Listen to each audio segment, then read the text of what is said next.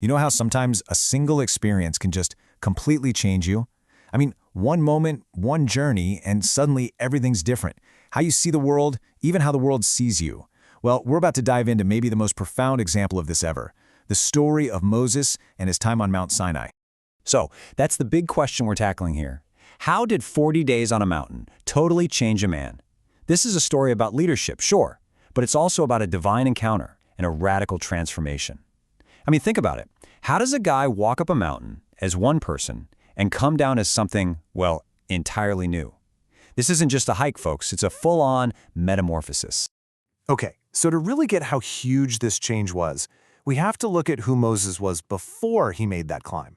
He wasn't this larger-than-life figure we picture from the get-go. Not at all. He was actually kind of a reluctant leader, and he was still being put to the test. Just look at his journey up to this point. It's a roller coaster, right? He starts as a prince of Egypt, then becomes a fugitive, a shepherd in hiding, and then boom, he's back as a prophet, facing down Pharaoh himself. And yeah, he was a leader, but his authority wasn't exactly set in stone. He had to rely on signs and wonders, and he was constantly dealing with his own people doubting him.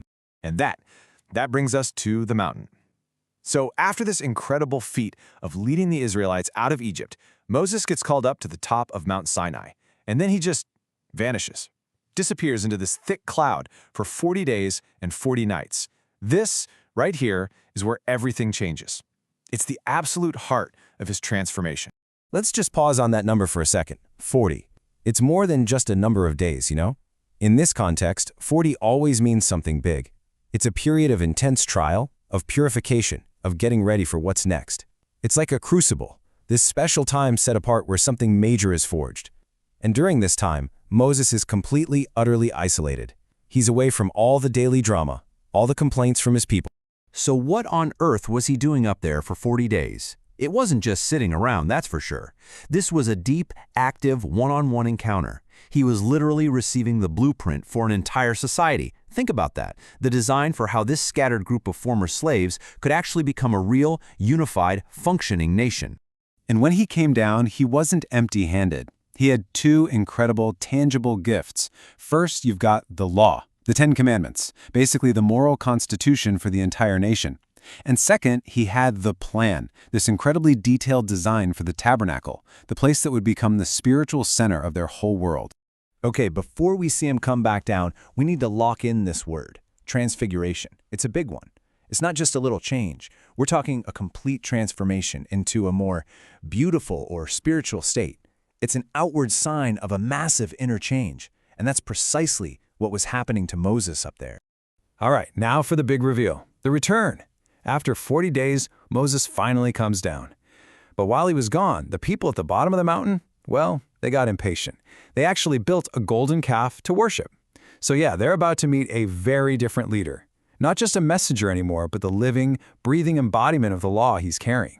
And the shift in who he was, it was just profound. I mean, look at this. Before, he's a messenger.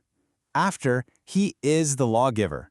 He goes from being the leader of a tribe to the mediator of a divine covenant. He walked up that mountain as a shepherd and came down as the architect of an entire nation. The change is massive. And here it is, the undeniable proof. It was literally written all over his face. The text says his skin was radiant. It was shining with this intense light because he had been in God's presence. It was so bright that people were actually afraid to get close to him. He had to start wearing a veil. This wasn't some metaphor, you guys. This was a real, physical, visible transfiguration. It set him apart, permanently. So why is this personal change so important? What's the big deal? It's because through this transfiguration, Moses the man became Moses the institution.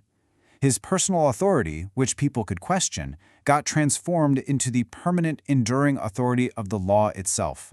And this legacy, it's built on three key things. First, that shining face, that was the ultimate proof that the laws he brought down came from a divine source. No arguing with that. Second, he didn't just bring back some good ideas or suggestions, he delivered a complete system for justice and worship. And third, this shared law, this shared covenant, it forged a brand new identity for them. They weren't just a bunch of refugees anymore. Now, they were the nation of Israel. Which really leaves us with this one last thought, doesn't it? The story of Moses seems to say that great leaders aren't just born, they're forged. It was the crushing weight of his mission, receiving and delivering the foundation for an entire nation, that literally transfigured the man. And it kind of makes you wonder, right? What are the missions in our own lives that have the power to truly, fundamentally change us?